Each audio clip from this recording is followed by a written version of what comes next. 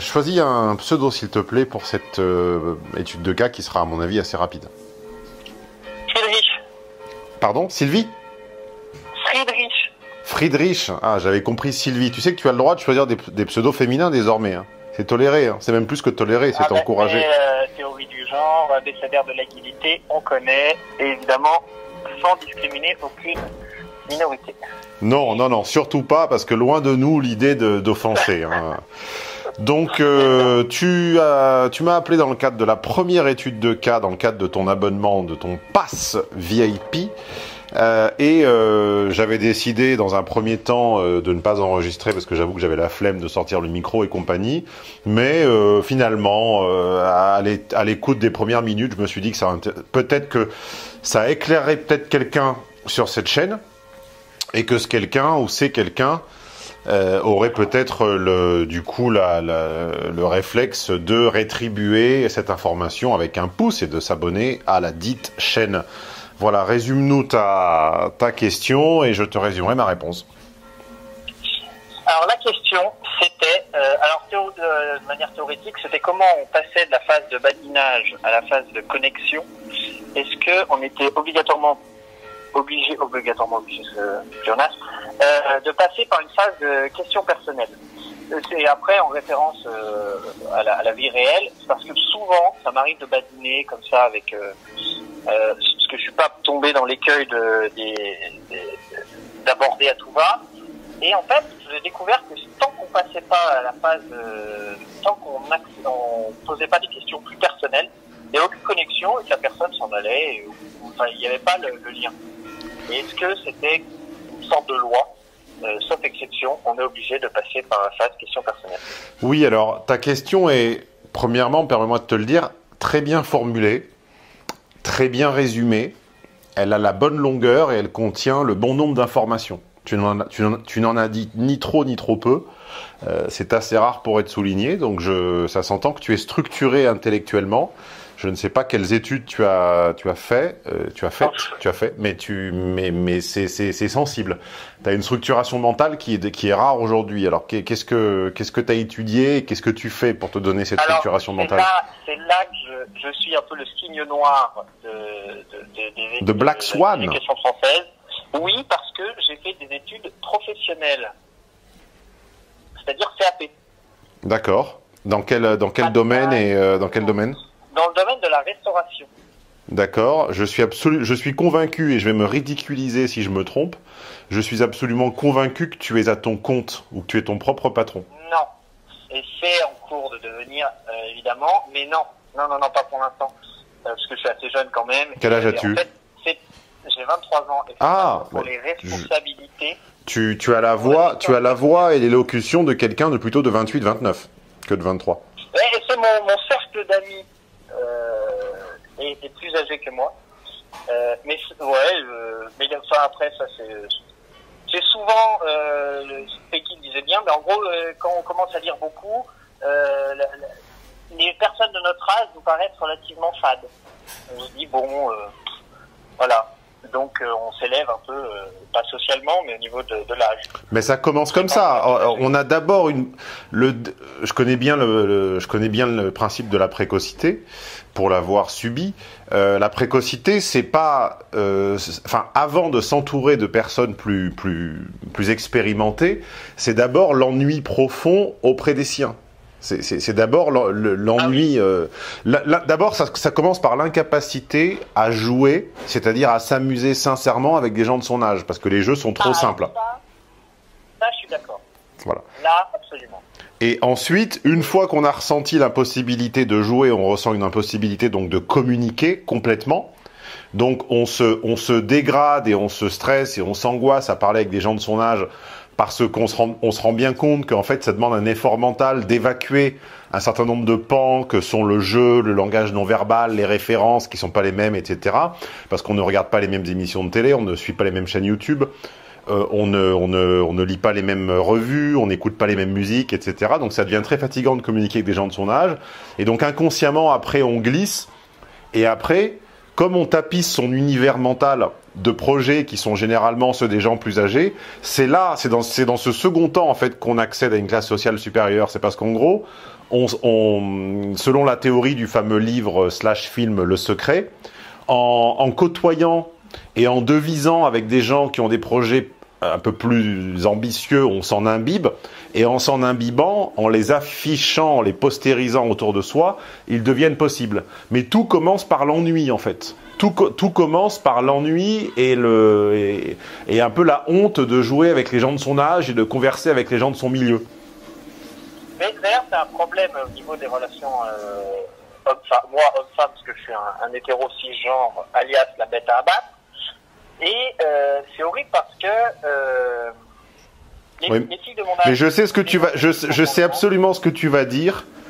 Je le devine. Et ce que tu vas dire va me valoir encore va me valoir d'être traité de misogyne. Parce que ce que tu t'apprêtes à dire est misogyne, je le sens. Bah, non, absolument pas. Après, bon, de toute façon, est misogyne, est misogyne, quiconque n'est pas d'accord avec les féministes, donc c'est différent. Mais les femmes de mon âge, 23, 25 ans, à moins qu'elles fassent des études, et c'est arrivé quelquefois que je rencontre, sont profondément désintéressantes. Y a aucun... Voilà la petite réflexion misogyne que je sentais arriver. Mais oui, mais non, mais quand notre stade, quand pour nous la ligne de la culture, c'est Peggy, c'est Proust, c'est la culture classique, c'est chiant, on s'emmerde. C'est comme ça. Et les seules femmes qui s'intéressent sont soit des personnes très âgées, alors là, bon, c'est marrant 2 minutes, ou des tons. Elles sont plus âgées, mais elles sont déjà prises. Alors, et sachant qu'il y a le complexe de l'âge, c'est-à-dire... Ou c'est des tons, ou c'est des tons.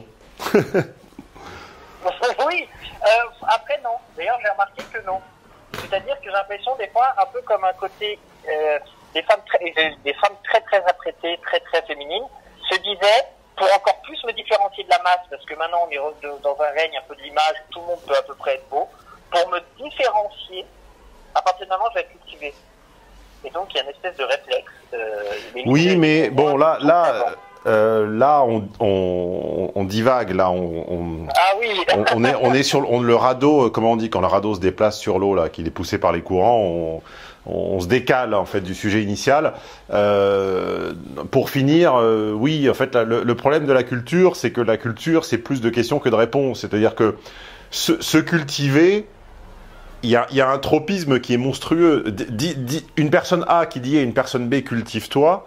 En réalité, B peut l'entendre de 50 000 façons. Elle peut l'entendre sur le plan de la culture scolaire, elle peut l'entendre sur le plan de la culture, une certaine culture artistique. Je connais des artistes ou des gens cultivés en histoire de l'art qui sont finalement incapables de comprendre leur propre situation dans le monde, incapables de comprendre grosso modo 2-3 règles de macroéconomie. Il y a des gens, des sociologues assez qualifiés qui sont incapables d'avoir un brin d'humour. En réalité, la culture complète, c'est un trait de tout ça. C'est-à-dire, c'est comprendre à peu près les grands enjeux, voir les cartes qu'on a à y jouer, comprendre sa valeur ajoutée, et le tout avec des goûts, des dégoûts, de l'humour, des goûts artistiques, des goûts masculins, des goûts féminins, pour iriser un peu tout ça. Mais le marqueur culturel, quand tu le prends d'un point de vue quantitatif, est toujours légèrement déficient ou insuffisant. On va toujours te trouver le contre-exemple de quelqu'un qui est très cultivé mais qui ne répond pas à ton attente. Bref, on divague. Voilà, c'est le mot que je cherchais. On dérive. On divague et on dérive. En tout cas, je te souhaite le plus de réussite possible dans ce projet d'entrepreneurial dans la restauration. Bon, en gros, tu vas ouvrir un resto, quoi. Alors, en fait, c'est ce que j'ai fait, c'est un peu pluridisciplinaire, mais j'ai fait la restauration, j'ai fait la boulangerie, j'ai fait la pâtisserie, un peu pour être ambidextre. Et donc après, c'est au choix. Soit resto, soit pâtisserie, soit salon thé, enfin après ça... Je n'ai pas l'ombre d'un doute sur le fait que ça sera une réussite. Puisque ça je le sens et je le devine. C'est entre autres Cochet qui a affiné ce petit don de l'observation que j'avais, mais à l'échelle microscopique. Lui également avait cette qualité à discerner ce que ses élèves n'avaient pas même pas encore discerné d'eux-mêmes. Je suis absolument convaincu que ça sera un succès et je t'encourage à revenir vers moi si ça devait attendre quelques années et si on n'était plus en contact dans le cadre de ton abonnement VIP, je t'encourage quand même à revenir vers moi quand tu auras ta chaîne de pâtisserie ou autre. J'aimerais bien être tenu au courant, je suis sûr que ça marchera. Alors par rapport à ta question, qui est en fait très simple, tu fais référence à ce qu'on appellerait la théorie de la petite conversation, qui sont, comme tu le dis, des lois. Mais alors, quand on dit loi, on a toujours un public, notamment le public avec la plus grosse part de F, plus grosse part féminine, qui bug, qui se met en tilt, comme on dirait ici en Italie, parce que quand on lui dit loi, il a l'impression que ce sont des règles humaines écrites, et donc un corset contraignant, un creuset de contraintes. En réalité, quand on dit loi, ça peut également être des lois naturelles. Par exemple, la gravité, c'est pas l'homme qui a décidé. La gravité est une loi naturelle. Si tu tombes par la fenêtre, tu te défenestres. Tu vois ce que je veux dire? Donc, quand on dit loi, ça veut dire que ce sont des fonctionnements physiquement incontournables et que quiconque a tenté de les contourner, eh bien, une fois passé par la fenêtre et une fois descendu tous les étages par l'extérieur, une fois qu'il touche le sol, eh bien, il est en moins bon état qu'avant de franchir la fenêtre. Et une conversation qui enfreindra les lois naturelles ne se contentera pas, si tu veux, de déplaire à des sémiologues ou à quiconque étudie l'art de la petite conversation. C'est simplement que elle finira sur un bas, elle finira avec un niveau d'intérêt et une probabilité de donner lieu à une suite plus faible qu'à l'origine. Et cela, ça vaut pour toutes les entrées en matière. Ne pensez pas qu'à un homme qui aborde une femme, un homme cisgenre hétéro qui aborde une femme cisgenre hétéro. C'est la loi naturelle de l'ensemble des conversations que d'être asynchrone. Pourquoi asynchrone? Je laisse passer le bruit des toilettes. Pourquoi asynchrone? Car en réalité, l'intéressé n'a d'intérêt que pour la phase 2, c'est-à-dire que pour la connexion, et le sujet de son intérêt, en gros, dans ton cas, la femme cisgenre, machin truc, que tu convoites, mais enfin, encore une fois, c'est une loi naturelle qui se rapporte à l'ensemble des conversations de ce type. Donc ça peut être homme-homme, femme-femme, professionnel, amical, social. Eh bien, le sujet de l'intérêt, celui avec qui on cherche à rentrer, à briser la glace, en réalité, il est en asynchronie puisque la phase 2 pour l'instant n'existe pas à ses yeux. Et si tu la sautes, si tu sautes la 1, si tu sautes le badinage, c'est-à-dire l'échange d'informations factuelles, eh bien, tu n'y accéderas jamais à cette phase 2 en fait. Donc toi, ton intérêt égoïste n'est pas le badinage. Si tu es intéressé par une personne, si un type te semble intéressant ou si une nana te semble désirable, tu n'as pas envie de badiner. C'est une contrainte, c'est une obligation, c'est un freinage. Tu ralentis consciemment et volontairement, tu t'empêches, si tu veux, de sauter à la phase 2, qui est la connexion. Le badinage, c'est l'échange d'informations factuelles, dénuées d'informations personnelles. D'accord? La connexion, c'est l'échange d'informations personnelles et l'interprétation de ces informations personnelles. Allô? Il y a quelqu'un? Oui. Donc, le exemple de badinage pour les auditeurs qui vont dire qu'il n'y a pas l'exemple, parce que je les entends déjà le penser. Exemple de badinage, je sais pas, imaginons que voilà, on se croise dans quel cadre on pourrait se croiser, je sais pas, Tu sais mon dernier si tu veux. Ouais, mais j'ai pas envie de prendre toujours un exemple de drague. C'est encore un exemple de drague? Ah non, non. Ah bah parfait, parfait, alors vas-y. Il y a un rayon, je sais pas si ça existe en Italie, dans les supermarchés français, où ils mettent toutes les dates périmées. Ils mettent dans un espèce de cage, de cajot, ils mettent dans les supermarchés toutes les dates courtes. Oui. Et je suis passé devant, il y avait c'était une femme, bon, après, j'avais pas noté. Et il y avait une femme qui était devant. Et je suis passé devant et j'ai sorti une connerie du genre enfin nous les prolos on a un rayon, on a bien rigolé ensemble machin. Et en fait je me suis dit non, le seul moyen qu'il y ait de rétention, parce que j'avais absolument aucune envie qu'il y ait rétention, mais le seul moyen qu'il y ait rétention, ça aurait été de poser une question personnelle. Et je me suis dit, est-ce que dans un cadre plus de drague... Non, alors déjà alors c'est rigolo comme remarque. Nous les prolos, on a enfin un rayon. C'est très rigolo comme remarque, mais c'est pas à proprement parler du badinage, parce que... Ah oui, parce qu'il y a prisme. Et parce que tu dévoiles déjà ta condition. Oui, mais tout le monde... En fait, oui, mais ça part d'un contexte... Non mais laisse-moi finir l'exemple, parce que là ils sont en train de penser qu'ils n'ont pas d'exemple. Moi je les connais, je sais ce qu'ils pensent. Ils sont en train de dire leur exemple il est foireux, c'est qu'un contexte. Le badinage dans ce cas-là aurait été par exemple ça pourrait être n'importe quoi comme le rayon est nouveau. C'était pas le cas avant. Pourquoi est-ce que on parle bien d'un rayon pour les produits invendus, hein, c'est ça? Ouais, bon. Voilà. Tiens, c'est marrant, ça fait très longtemps qu'on en parle. Enfin, ça arrive. Pourquoi ils ont mis aussi longtemps? Est-ce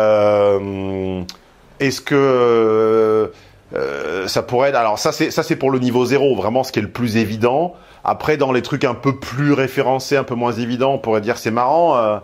Pourquoi est-ce qu'il y a la queue pour les soldes alors qu'il n'y a personne pour les invendus, sachant que c'est la même chose? Ce qui est en solde, c'est ce qui n'a pas été vendu pendant la saison. Mais quand on dit solde, tout à coup c'est glam, alors il y a la queue devant le Zara. Quand on dit invendu le jour même, tout à coup ça fait prolo. Là, je commente ce qui est devant moi, je le contextualise et je fais une référence un peu rigolote, mais je ne dévoile pas d'informations personnelles. D'accord? Ça, c'est du badinage. À l'issue de cette conversation qui a pu durer 30 secondes ou 10 minutes, tu ne sais rien de moi. Ah, bah, c'est celle-là, en fait. Tu ne sais rien de moi. Et cette conversation qui est toujours trop longue pour l'intéresser et toujours trop courte pour le sujet de son intérêt. Donc, imaginons que tu aies été intéressé par cette personne. Disons que c'est un homme et que tu le trouves très sympa et très cool et que tu viennes de t'installer et que tu as envie d'en faire ton pote. J'en ai marre des situations homme-femme, des situations de rencontre.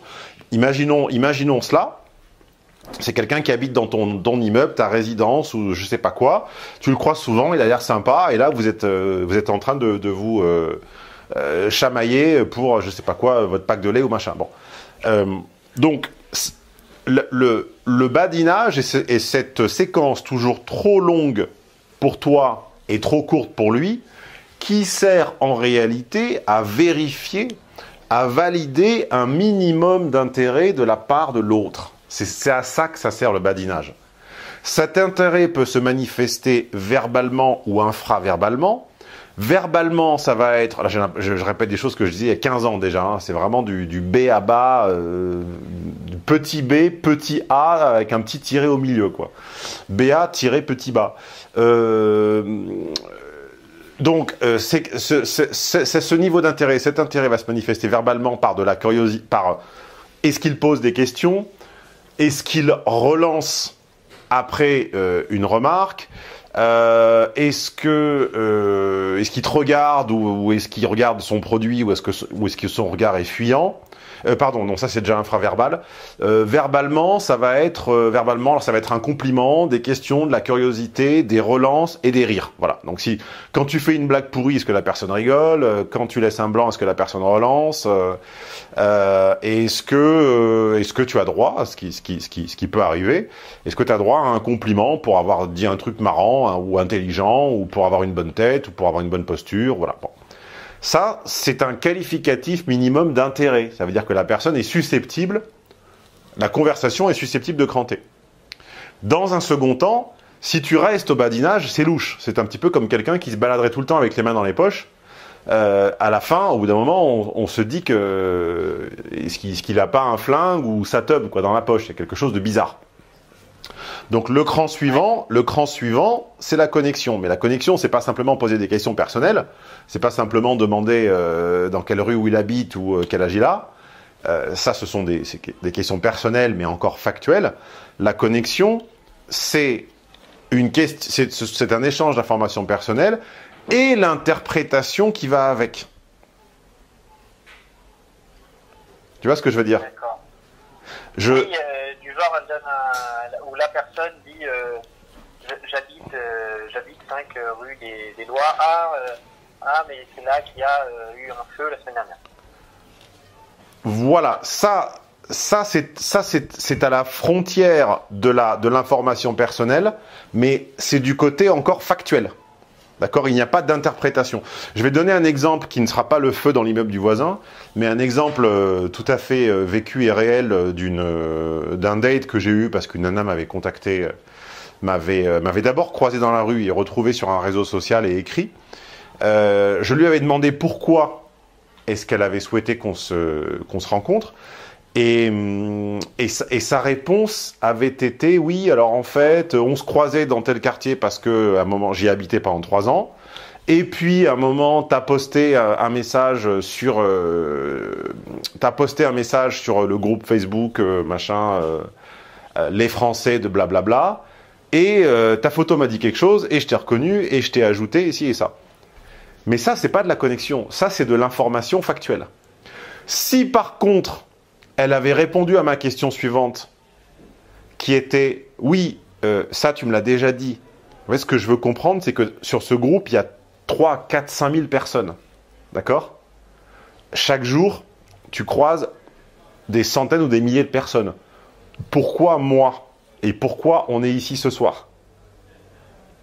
Ce qui est la suite logique, le prolongement de la séquence d'informations qu'elle m'a révélée, que je connaissais déjà, et qui est purement factuelle. D'accord? D'accord. Si elle avait... Est-ce qu'elle n'a jamais répondu à cette question? Elle a souri, avec l'air gêné, et en fait, elle n'a pas assumé. Elle a assumé que c'était un date, mais elle n'a pas assumé de pourquoi est-ce qu'elle avait créé les conditions objectives pour que ce rendez-vous arrive. D'accord? Quand tu croises un type...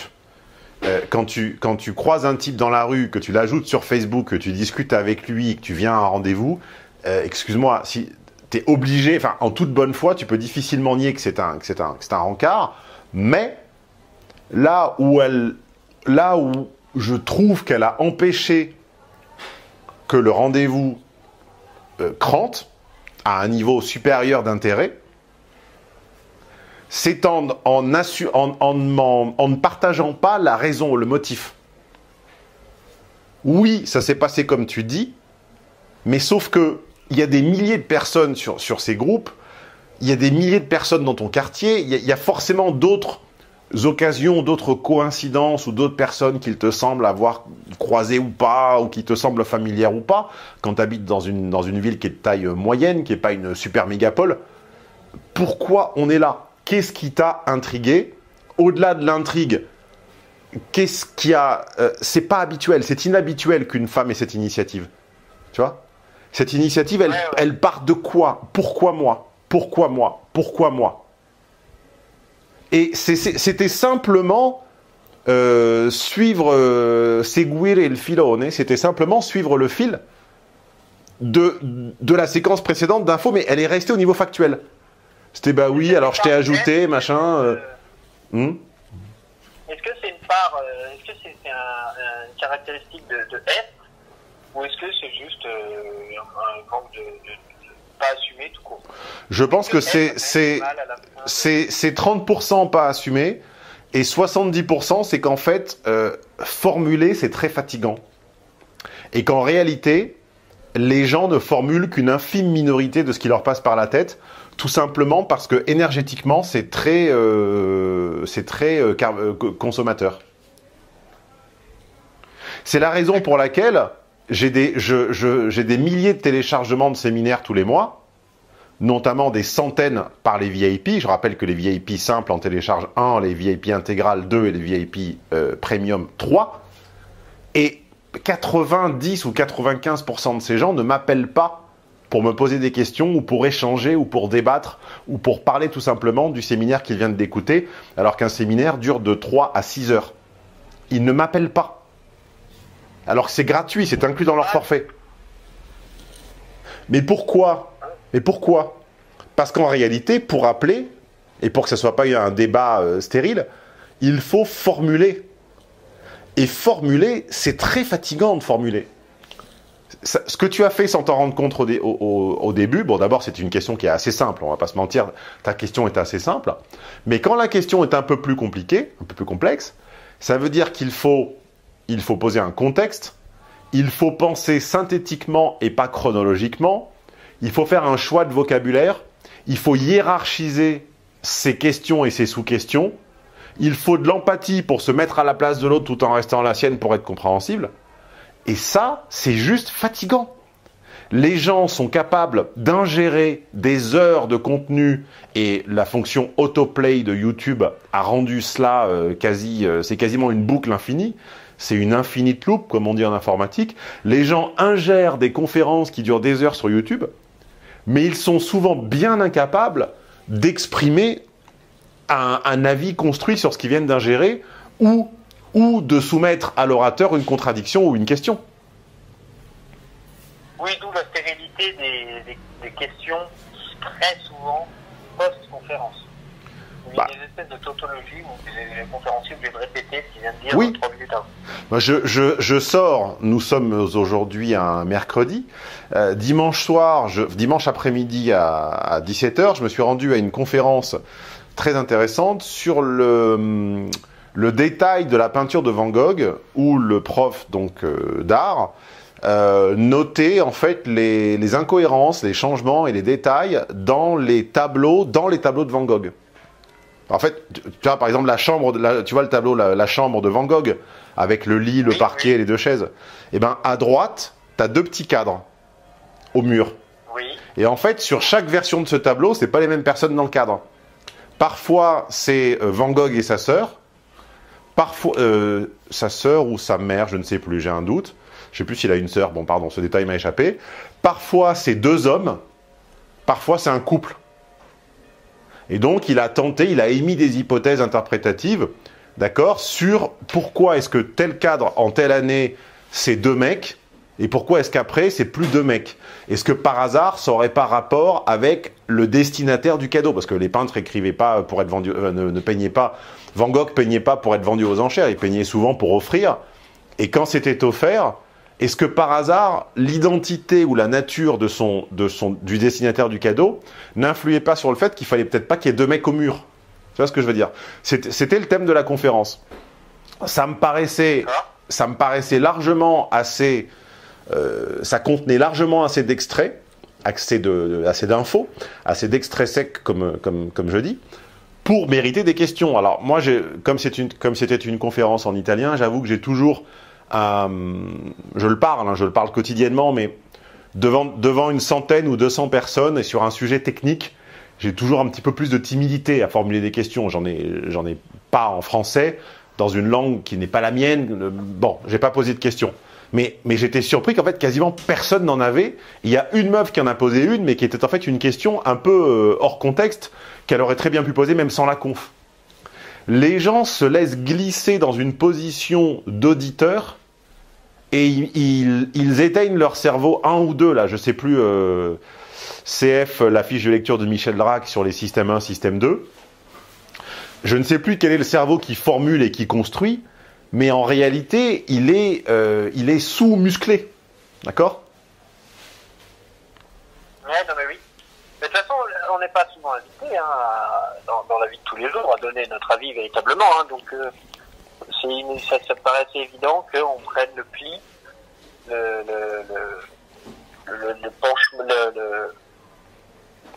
pli de pas trop. Il y a rien de pire que ces gens. Il y a rien de pire que ces gens à qui tu prêtes un bouquin de 600 pages ou à qui tu fais découvrir une chaîne YouTube ou à qui tu fais découvrir un créateur de contenu quelconque et qui, après en avoir ingéré des heures et des heures et des heures, n'ont fondamentalement rien à t'en dire, mais par contre sont prêts à s'enchaîner l'heure suivante, la conférence suivante, le débat suivant, l'interview suivante, mais ils n'ont rien à en dire. Parce que formuler, c'est fatigant, c'est complexe. Attends une seconde. Ciao, Suzy.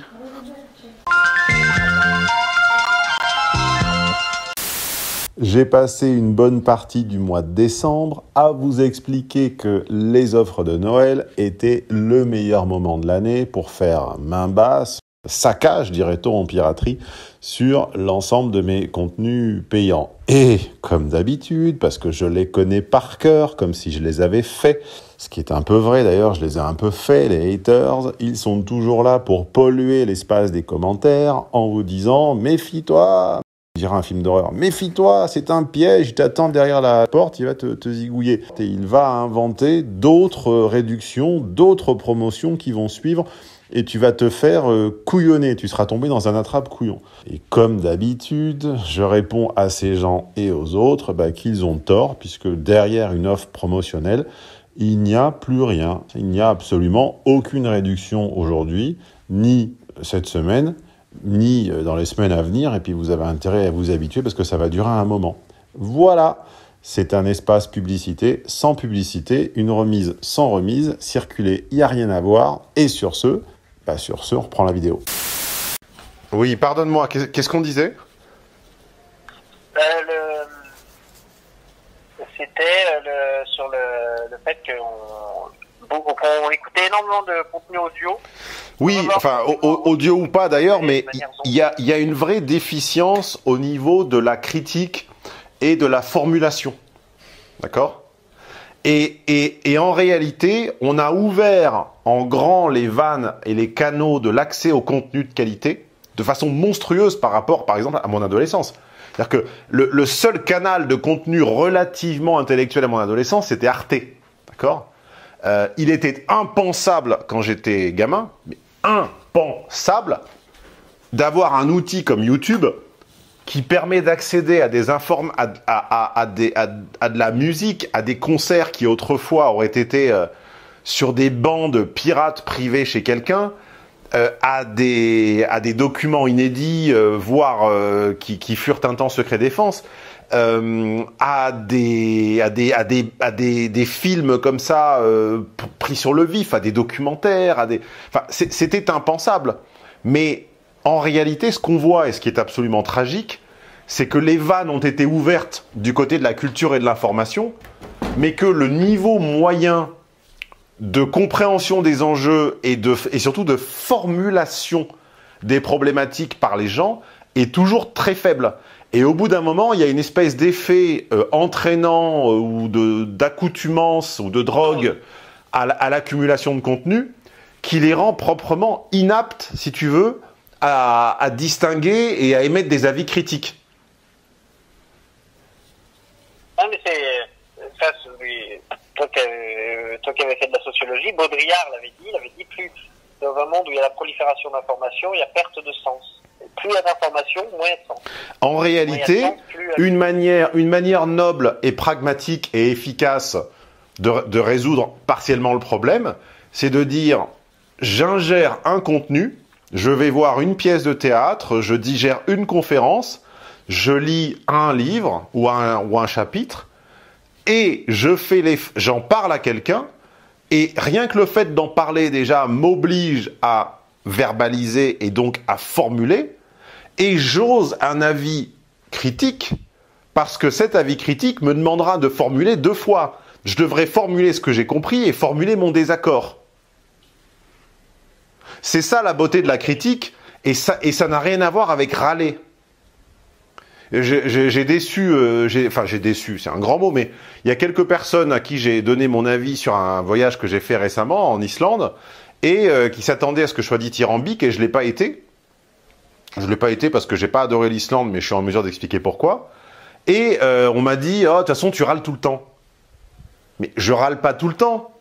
Simplement, je m'offre la liberté et les moyens de t'expliquer que je suis pas obligé de céder à l'injonction qui veut me faire adorer l'Islande.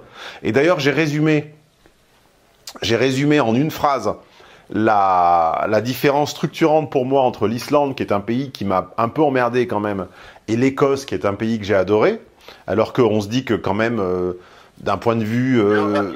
voilà, géographiquement c'est proche, culturellement on se dit ça va pas être très loin, il y a un côté un peu steppe lunaire au point de vue de la... au point de vue de la terre et des paysages et etc. Et j'ai dit non, mais en fait, ça n'a rien à voir. L'Écosse, c'est organique et l'Islande, c'est minéral. L'Islande, c'est de la pierre et de l'eau. L'Écosse, c'est de la terre, c'est de l'humus, c'est de la mousse, c'est de l'herbe, ce sont des arbres. L'Écosse, ça sent le vivant. L'Islande, ça sent la pierre, le minéral, le caillou, la roche, le sable. Ça crisse sous la dent, en fait, tu vois. C'est dur. C'est dur et c'est froid. J'allais courir le matin, là, tous les matins vers 8 heures. Enfin, pas tous les matins, mais certains matins. Quand tu cours en Islande, tu cours sur du caillou. Même si tu cours sur un chemin, t'as l'impression de courir vraiment sur de la roche morte. Tu cours en Écosse, c'est spongieux. Ton pied s'enfonce de 10-20 cm. Donc j'ai fait cette distinction minéral organique. Et finalement, en n'étant pas dithyrambique ou monolithique sur l'Islande, en étant légèrement critique, on m'a ressorti ce que j'entends depuis que j'ai à peu près 8 ans, qui est « Oh là là, tu râles tout le temps, t'es jamais content ». Mais quand j'adore, je le dis et je le démontre et je le mets en exemple, etc. Mais émettre un avis qui n'est pas forcément monolithique ou dithyrambique ou enthousiaste, c'est faire la chose la plus difficile à faire, puisque c'est formuler et interpréter sa formulation. C'est penser 2 fois. C'est raconter et penser ce qu'on raconte. C'est sentir et penser ses sensations, comme dirait Jouvet.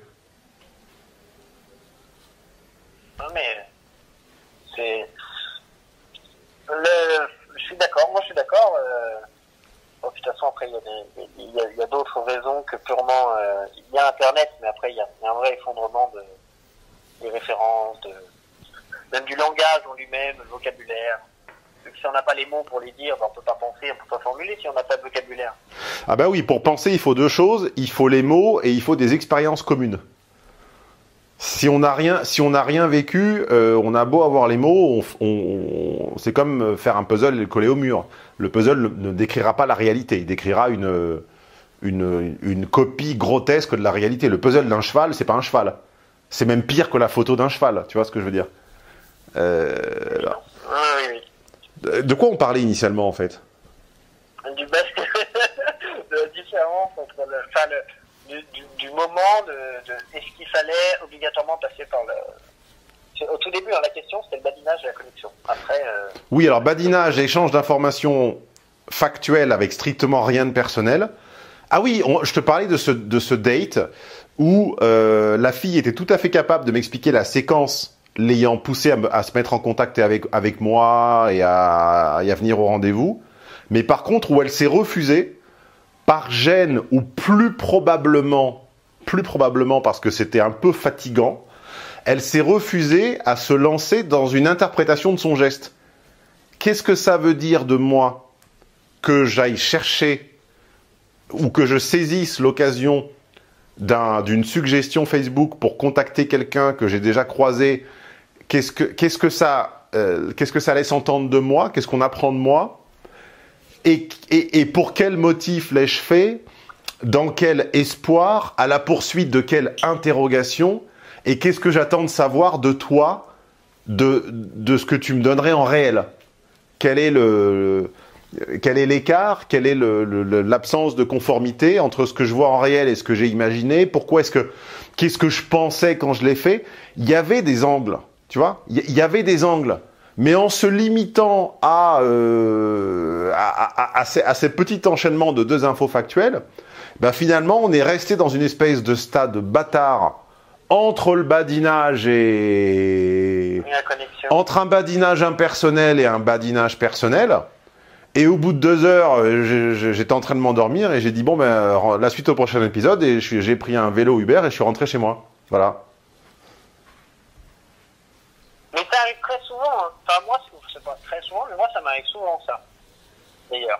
Entraînez-vous les chatons et profitez d'être dans une génération où les sujets sont foison et profitez d'avoir mes séminaires pour vous entraîner à chaque fois que vous digérez un contenu nouveau, un séminaire de Stéphane Edouard, une interview de Thinkerview, un entretien du mois d'un type qui parle sur un canapé ou quoi que ce soit.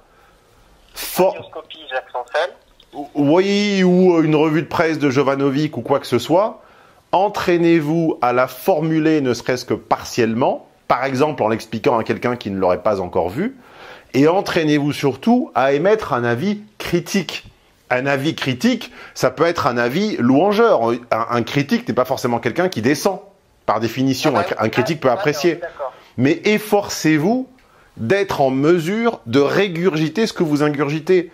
Parce que si vous ne faites qu'ingurgiter sans fin, vous êtes un boulimique et un obèse. À un moment, il faut être capable de manipuler et de parler de ce qu'on consomme. C'est un petit peu comme un bon vin ou un bon spiritueux. J'ai devant moi là, un très bon cognac, enfin 2 très bons cognacs, un VOSP, un VSOP et un Napoléon, dont je me ferai peut-être un verre ce soir d'ailleurs, avec le vinyle que je viens de recevoir, d'Amélie Duchot. Je dis ça comme ça, après j'ai les curieux qui vont taper les noms et puis qui vont voir de quoi on parle.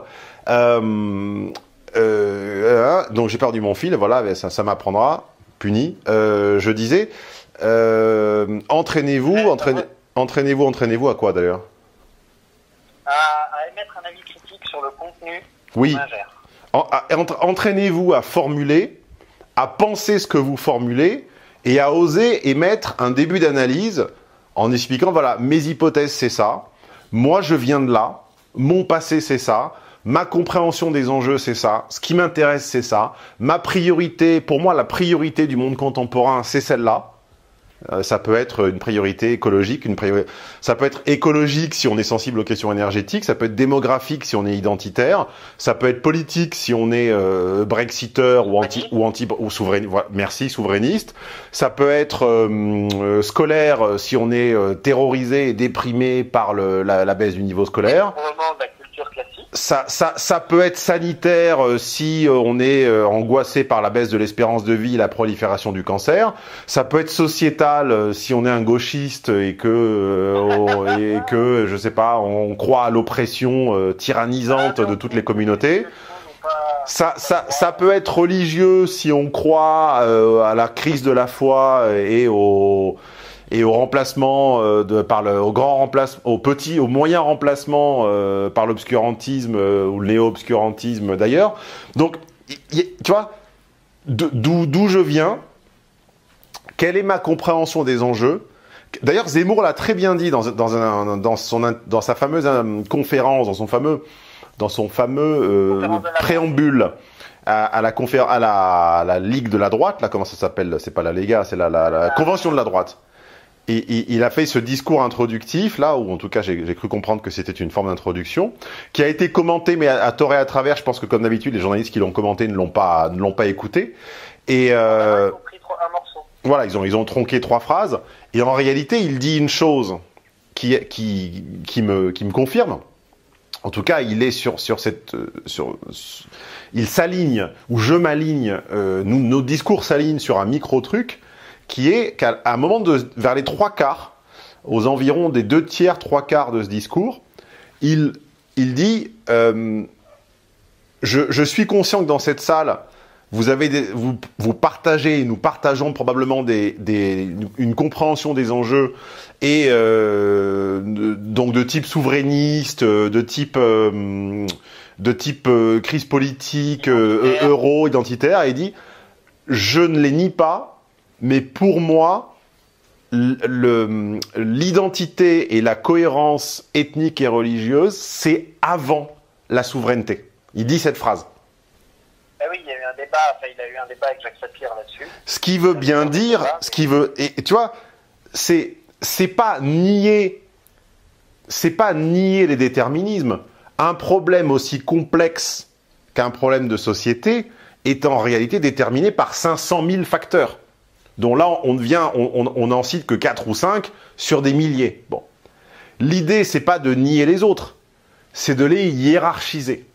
Et déjà, quand tu es en mesure de dire le commentaire que je vais faire, tu vois, l'avis que je m'apprête à émettre sur le pays dans lequel je me suis rendu en vacances, est à entendre avec le tropisme, avec le biais, avec l'angle suivant, qui est que moi, dans ce type de séjour, j'ai telle attente et je l'aurai toujours, tu vois, est une manière sincère et honnête d'exprimer son avis. Et est une manière en plus intéressante et constructive et qui permet d'entendre et de faire dialoguer deux visions antagonistes sans les antagoniser jusqu'au conflit. Parce que si nous débattons, si on fait un match Écosse-Islande, d'accord ? Toi, tu adores l'Islande et tu as passé des vacances là-bas en trekking et en caravane formidable. Et moi, ça n'a pas été le cas. J'ai fait des vacances en Écosse, en road trip en BMW. Dans la mesure où on essaie de faire une comparaison de qualité objective des deux pays, on va finir par se chamailler et on va finir par se faire la gueule. C'est fatal. Si en revanche, on commence notre argumentation, notre exposé par ce que moi j'attends par rapport à mon âge, ma mobilité, mes centres d'intérêt, ce que moi j'attends d'un séjour, c'est de me donner ça, ça, ça. Et dans ces conditions-là, alors, voilà ce qu'un tel et un tel m'a donné et pas donné, on est capable à la fin de moins se faire la gueule, de moins s'antagoniser, parce qu'en réalité, on a exposé d'emblée qu'on avait des recherches dissemblables. Et c'est souvent une clé, c'est une des clés, mais encore une fois, rien n'est monodéterminé et aucun problème il n'y a jamais une clé qui ouvre toutes les portes et qui résout tout. C'est pas la seule chose qui manque aux gens qui débattent peu, qui argumentent peu et qui formalisent peu. C'est une des choses qui n'ont pas eu le temps ou l'occasion de contracter et de fabriquer parmi plein d'autres. C'est cette capacité à présenter son point de vue par rapport à une attente préalable. J'attends de ce séjour que, j'attends d'une conférence que, j'attends de ce cours que, j'attends de ce séminaire de Stéphane Edouard que, j'attends de cette conversation que, j'attends d'une œuvre d'art que, j'attends d'un musée que, j'attends d'un livre que, j'attends d'un disque que. Et quand on est en mesure de... Et cette attente, ce prérequis, d'accord ? Ce prérequis par pressentiment de ce que l'objet pourrait contenir, on ne le construit pas au pif ou arbitrairement, on le construit par rapport au niveau de connaissance que l'on a de son sujet, c'est-à-dire au niveau à la connaissance des conventions en vigueur à l'époque où les ancêtres de ce projet ont été faits. Quelqu'un qui n'a aucun goût en musique ou en automobile ou en n'importe quoi est généralement quelqu'un qui n'a pas conscience de l'historique du modèle, qui n'a pas conscience d'où ça vient et d'où ça sort, et qui n'a pas conscience des contraintes en vigueur à l'époque où cette solution technique a été adoptée. Et donc quand on lui présente quelque chose qui est de façon incontournable, qui découle, qui est la filiation directe de solutions techniques retenues plusieurs décennies auparavant, il trouve ça laid ou inintéressant. Un avis de connaisseur est un avis qui connaît, qui a conscience des enjeux techniques des générations qui ont précédé, parce que c'est la compréhension de ces enjeux qui a donné lieu à une mise en perspective des solutions. C'est parce que concrètement, je sais pas quoi, je cherche un exemple là qui me vient pas en tête. Je J'ai un exemple à la con, mais je cite toujours le même, alors j'essaie de me retenir de l'employé. C'est un exemple avec une lampe qui a pas de fil, j'ai déjà dit 50 000 fois. Bon, bref, enfin, c'est le... En peinture, il y a l'exemple. Alors, tu l'as l'exemple de la peinture? Bah, en peinture, là, il va y avoir l'exposition Léonard de Vinci à Paris. La personne qui a pas de goût arrive et dit « Oh, les peintures sont croûtées » ou alors elle dit « Bon, c'est Léonard de Vinci, bon bref, je pardonne à moitié. » Et elle dit « Bah, les peintures sont croûtées ou on voit mal ou le dessin qui, en fait, et des considérations évidemment triviales. » Et le connaisseur dit « Ah, mais en fait, tu vois, le dessin, là, c'est parce que la conservation, en telle année et telle année, ça a été mal conservé, donc c'est pour ça que ça craquait. » Et compagnie.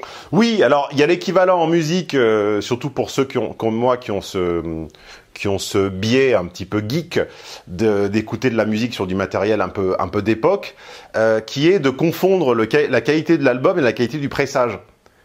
Il y a des albums qui sont pas agréables à écouter parce que simplement ils ont été enregistrés en analogique, c'est-à-dire sur bande, cassette ou vinyle, et qu'en réalité le pressage à un moment dans un pays a foiré.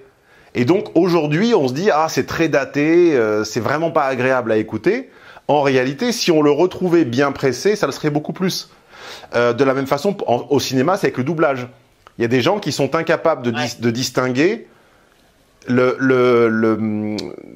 à un moment, quand un film les ennuie, quand un film les convainc peu ou qu'on ne croit pas beaucoup à la scène, parfois c'est simplement parce que le doublage est mauvais. Pour reprendre l'exemple de la peinture, j'étais la semaine dernière là, à l'expo sur Luca Signorelli à Rome, sur la colline du Capitole. Et bon, ça prédate, comment ça s'appelle ça, préempte. Enfin, c'était avant Raphaël, ça précède Raphaël. Et donc, c'est vrai qu'aujourd'hui, ça présente quand même. Enfin, c'est une époque où beaucoup de formes apparaissent un peu absurdes et grotesques, ou c'est pas une peinture élégante, c'est une peinture qui est intéressante historiquement. Mais si tu ne comprends pas les deux clés de lecture que je m'apprête à te dire, en fait, ça n'a aucun intérêt. Même en les comprenant, c'est pas passionnant, mais enfin, en les comprenant pas, ça n'a aucun intérêt. Première clé de lecture, c'est qu'à l'époque, les études anatomiques étaient interdites. Et donc, en réalité, l'anatomie des corps est complètement fausse. Quand il dessine la forme des muscles sur les épaules, etc., c'est complètement, ça n'existe pas. Il met des os et des muscles là où on n'en a pas. Parce qu'en réalité, l'étude anatomique était interdite et les artistes devaient soudoyer des gens à la morgue. Hein, Michel-Ange et compagnie avaient des contacts, Léonard de Vinci également d'ailleurs, avaient des contacts dans les morgues pour que les corps non réclamés par les familles, donc ce qu'on appellerait de façon anachronique les SDF, ceux qui finissaient au caveau, là, au truc communal, là, dans la fosse communale, eh bien, pour pouvoir les racheter, pour pouvoir les étudier, les disséquer et faire de l'anatomie. Les débuts de l'anatomie, c'était du trafic de corps demi-gangrénés de SDF. Et bien ça, c'est intéressant historiquement et ça permet de comprendre pourquoi ces grossières erreurs anatomiques sur les peintures de cette époque. Et la deuxième clé de lecture, c'est dans les disproportions entre les personnages et les paysages. Les proportions sont fausses complètement entre le fond et entre les détails de l'avant-scène et l'arrière-scène, entre le premier plan et les plans successifs. Les proportions sont toujours fausses. Donc c'est vrai que à notre œil, qui est habitué à du figuratif ou à de l'abstrait, mais pas à un truc figurativement faux, c'est vrai que ça n'est pas agréable à regarder. On se dit mais c'est vraiment, c'est vraiment un mauvais. Mais en fait, la clé de lecture, c'est que les arrière-plans, il y avait deux écoles. Il y avait l'école flamande et l'école italienne. L'école flamande, si je ne m'abuse, consistant, mais je sais que si François écoute cet entretien, il me corrigera. Je crois que c'est l'école flamande qui consistait à faire des arrière-plans très nets et à y inclure des histoires en parallèle. Donc tu vois un personnage en premier plan qui fait quelque chose, et puis sur les plans du fond, tu vois des petits groupes de 2-3 personnages qui ne sont pas en train de poser, mais qui sont tous en train de faire quelque chose de très précis, tuer un lapin ou... en rapport avec les scènes évangéliques. Voilà, exactement. Et tu avais l'école italienne qui était au contraire d'exploiter les espaces vides du tableau pour créer de la perspective et mettre une route ou un fleuve ou quelque chose qui part vers le fond pour créer de la profondeur. Ou c'était le contraire, c'était peut-être les Flamands qui créaient de la profondeur et les Italiens qui ramenaient des histoires secondaires au premier plan. Ça serait peut-être plus... En tout cas, les Léonard de Vinci et toute cette époque-là, c'est les apocryphes, les évangiles, Saint Jean-Baptiste. D'ailleurs, encore un autre biais, si on ne connaît pas les évangiles, on comprend encore moins quelque chose à toute la période classique. On se dit, mais oui, bon, pourquoi il fait ça? Pourquoi le sang là? Et donc, je conclus, pour ceux qui se seraient perdus en cours de route, le fait de ne pas avoir l'info sur les erreurs, les grossièretés anatomiques, et sur ce traitement des arrière-plans, où parfois il y a les deux traitements dans le même tableau. Sur le même tableau, tu as à gauche un fleuve hyper loin et à droite des personnages qui sont censés être à côté du fleuve mais qui sont beaucoup plus près de l'action. Si tu n'as pas ces clés de lecture-là, tu émets un jugement qui n'a de valeur que la salive que tu as postillonnée pour l'émettre. D'accord? Donc, mais les ayant, tu es en mesure, dans ton expo successive ou la prochaine fois que tu côtoies des œuvres de cette époque, de t'appuyer sur, bon, ok, on ne peut pas en attendre une beauté anatomique, on peut en attendre autre chose, et d'exprimer ton avis sur les suivantes, adossé à cette certitude, adossé à cette information concrète vérifiée, tu vois. Et donc c'est, je m'intéresse au sujet. Je m'intéresse au sujet tel qu'il était traité avant par les anciens, d'accord? Donc je suis un non-barbare, pour ceux qui ont suivi ma conférence sur les barbares de Barico. Je construis, je me forge un avis qui n'est qu'un avis temporaire en attendant de le renforcer ou de l'affiner. Et cet avis me permet, en entrant dans une expo, en m'attaquant à une œuvre, en ingérant un débat ou une conférence d'experts, de savoir ce que j'en attends, de savoir à l'aune de quoi je le juge, de savoir en termes de grandeur et d'ordre de grandeur de priorité à quel étage je le mets, et à la fin je m'autorise humblement, même devant quelqu'un qui me dépasse et qui me clouerait le bec en débat direct, je m'autorise néanmoins à émettre un avis critique, parce que si je ne m'entraîne pas à m'y autoriser, je deviens un boulimique qui ingère sans jamais régurgiter, et je deviens un bon à rien, un inutile. Et ensuite, je suis même plus capable d'exprimer mes propres problèmes, car je ne sais plus rien formuler. Et donc, je vais à la première idéologie venue, et comme ça, j'ai un grand biais de lecture qui me permet de juger beaucoup plus facilement. Voilà, et ensuite, je tombe dans soit le conformisme absolu, donc je suis pour la République en marche, le progrès, la chapelle du bien et compagnie, soit dans l'anticonformisme, parce que j'en connais également des anticonformistes, ce qu'on appelle le conformisme de l'anticonformisme. Il y en a énormément. Hein. Où eux, c'est le complot tout le temps et partout. Tu vois? C'est-à-dire que systématiquement, ils vont prendre la position anticonformiste par finalement... Alors, c'est un petit peu plus rigolo, ce sont des gens généralement un petit peu plus surprenants, un peu plus profonds, un peu plus rigolos, mais finalement, c'est le même biais dans les deux sens. Tu vois? Et ils ont un nom d'ailleurs, ces gens-là. Philippe Murel les a appelés les mutins de Panurge. Très beau, très beau, très beau, très beau. Et ça convient. Et d'ailleurs, il y a même une compénétration parce que les gens du bien, l'empire du bien, se révoltent toujours contre les mêmes sujets, la discrimination, tout ça, on connaît. Et en fait, ils les appelaient les mutins de Panurge. Ils disaient, mais vous êtes révoltés tous dans le même sens, donc à la fin, vous êtes des moutons.